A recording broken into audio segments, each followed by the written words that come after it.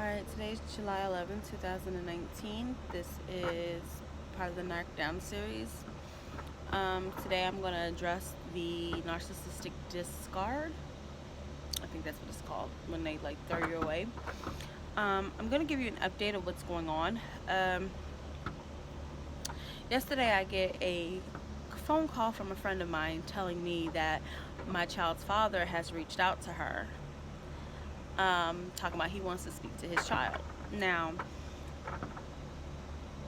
we've all encountered, new chick, bitter baby mama type bullcrap, blah, blah, blah, blah.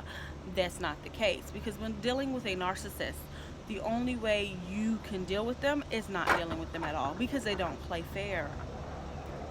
And so I eliminated him out of both me and my child's life. Because for starters, you don't contribute anything. You have my PayPal, you have my email, you have my whereabouts. If you were really interested in taking care of your child, you would contribute instead of working your little 3 paychecks and then quitting your job so you don't have to hit child support anymore. And he's already love bombed this new chick, so she just thinks, oh my god, he's not letting him talk to his child. But what she fails to realize is he's in the middle of what they call triangulation.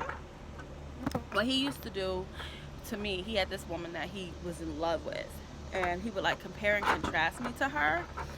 And every time I turned around, he was talking to her, telling her I wasn't this and I couldn't cook and all this other crazy stuff. And then she would come back and tell me, and he'd be like, I didn't say that. Or she would show me the text messages, and I'd be like, well, my feelings are hurt, but I would let that stuff slide, because it's like, oh, you're in love with her, I understand, blah blah blah.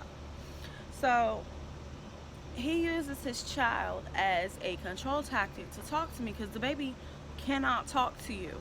He does not understand you, and heck, he barely even knows you. So I was like, just, I don't care. I'm done. He can kick rocks. But as I was thinking about it, it's like the discard. The discard is a phase where when they feel like they don't want you or they find something new, they'll treat you like trash.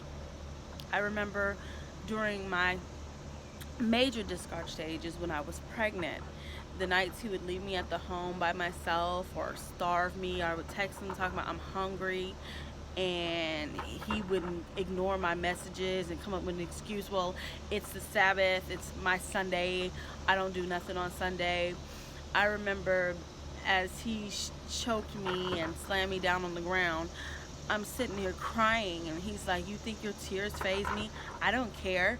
They're real hard and they're real cold with it.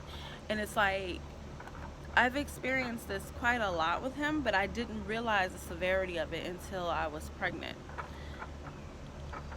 How could somebody you spend so much love and energy hate you so much? So then when you finally get the guts to just say, I'm not going through this anymore, I'm done with you, that's when they want to come have this grand come to Jesus moment, and we're supposed to be married and blah blah blah, a whole bunch of lies to try to blow smoke up your ass. I didn't fall for it. So as I'm reading these people's comments on this Quora, I think that's how you say it, Quaro, something like that, about narcissists, it's like they've experienced the same thing, how they're being treated like trash, blatantly disrespected, and all sorts of craziness for other women or other men. And it's like, it makes you question love in general.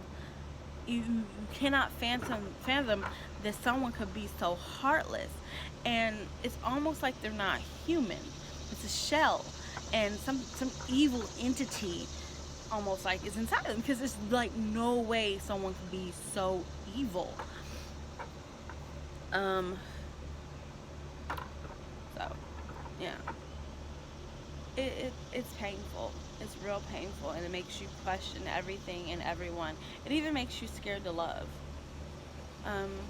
And it makes you real suspicious. If you weren't insecure before, trust me, you're gonna be insecure. Because I, like my friend says, oh, you know, you're not insecure, you're Nicole Johnson.